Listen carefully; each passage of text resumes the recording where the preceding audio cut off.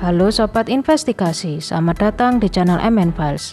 Kali ini MN Files menyajikan sebuah kasus dari India mengenai seorang suami yang tega membunuh istrinya lantaran masakan sang istri yang terlalu asin. Seperti apa detail kasusnya? Mari kita buka filenya berikut ini. Nikesh Ghatt, pria 46 tahun, seorang pegawai sebuah bank di Thane, sebelah barat Mumbai, tega mencekik istrinya yang bernama Nirmala berusia 40 tahun hingga tewas di kediaman mereka di Bayan, Mumbai pada tanggal 15 April tahun 2022 sekitar pukul 9 pagi waktu setempat. Ghatt kemudian menyerahkan diri ke kantor polisi Navgar usai melakukan aksinya.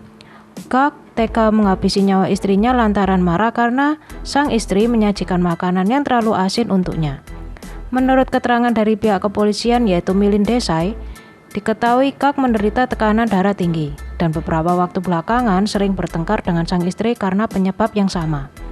Putra Ghatt yang berusia 12 tahun menyaksikan kejadian keji yang dilakukan ayahnya kepada sang ibu.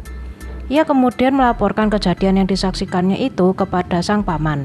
Diketahui kala itu Nirmala tengah menyajikan menu berbuka puasa untuk sang suami yaitu sabudana khidi atau sagu mutiara. Namun Ghatt mendapati hidangan tersebut terlalu asin dan kemudian bertengkar dengan sang istri di kamar mereka.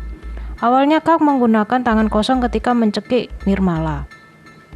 Ketika Nirmala terjatuh ke lantai, Ghatt kemudian mengambil tali nilon yang biasa digunakan untuk menjemur pakaian di balkon dan mencekik istrinya hingga tewas. Kala itu putranya menangis memohon pada sang ayah untuk menghentikan aksinya. Saat Ghatt bergegas keluar dari rumah, sang putra memanggil nenek dan paman. Saat polisi tiba di TKP, pihak keluarga telah membawa Nirmala ke rumah sakit, namun nyawanya tak tertolong.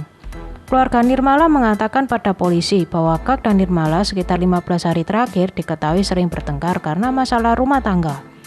Polisi mengatakan, baik Nirmala maupun tetangga korban, tidak ada yang mengajukan aduan kepada pihak kepolisian mengenai Ghatt.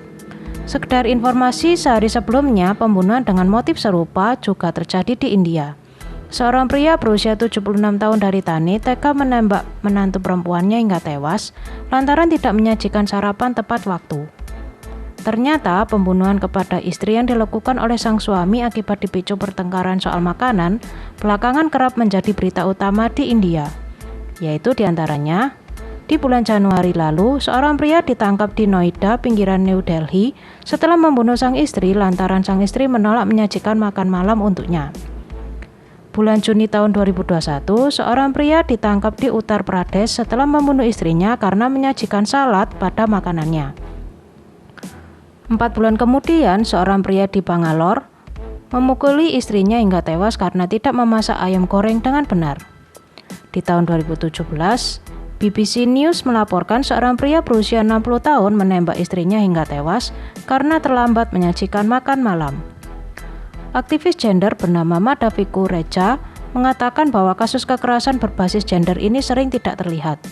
Diketahui di tahun 2020 tercatat bahwa polisi menerima pengaduan dari 112.292 wanita dengan satu laporan setiap 5 menit sekali. Fakta mengejutkan juga muncul dari hasil Survei Kesehatan Nasional atau NFHS 5 mengenai survei rumah tangga paling komprehensif atas masyarakat India oleh pemerintah. Diketahui lebih dari 40% wanita dan 38% pria mengatakan bahwa pria boleh saja memukuli istrinya jika tidak hormat pada mertua, mengabaikan keluarga, pergi tanpa pamit, menolak hubungan intim atau tidak memasak dengan benar. Di 4 negara bagian, lebih dari 77% perempuan membenarkan tindakan pemukulan terhadap istri. Alasan mengapa banyak perempuan yang setuju dengan adanya pemukulan terhadap istri karena patriarki yang memperkuat norma-norma gender dan adanya keyakinan yang terbentuk dalam keluarga serta masyarakat bahwa apa yang terjadi di rumah harus tetap di rumah. Hal inilah yang mengakibatkan kasus-kasus seperti ini sulit untuk dilaporkan dan dicatat. Orang tua korban banyak yang menolak putrinya karena mereka miskin dan tak mampu memberikan makanan tambahan. Selain itu, tidak ada sistem pendukung, serta beberapa rumah penampungan dan kompensasi yang diberikan kepada wanita terlantar hanya berkisar 500 hingga 1.500 rupiah atau sekitar 284.000 rupiah, yang mana tidak cukup bagi para korban beserta anak-anaknya untuk dapat bertahan hidup.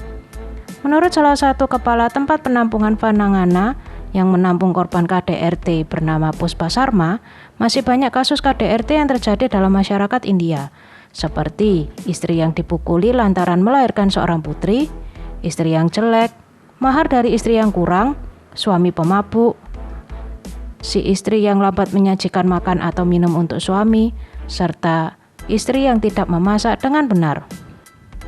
Setelah 25 tahun upayanya untuk mengubah pandangan tentang nilai sebuah pernikahan dilakukan oleh Puspa, seperti salah satunya menggarap sebuah drama jalanan di tahun 1997, Puspa kemudian mulai melihat sedikit ada perubahan yang terjadi. Meski begitu, menurut Puspa, pikiran buruk seperti ini perlu dirubah, dan ia mengajak masyarakat untuk bisa ikut andil dalam memberdayakan perempuan. Selain itu, para istri juga tidak perlu harus tahan diri dipukul. Sekian investigasi kriminal kali ini, jangan lupa untuk like, share, dan subscribe. Terima kasih dan sampai jumpa di video selanjutnya.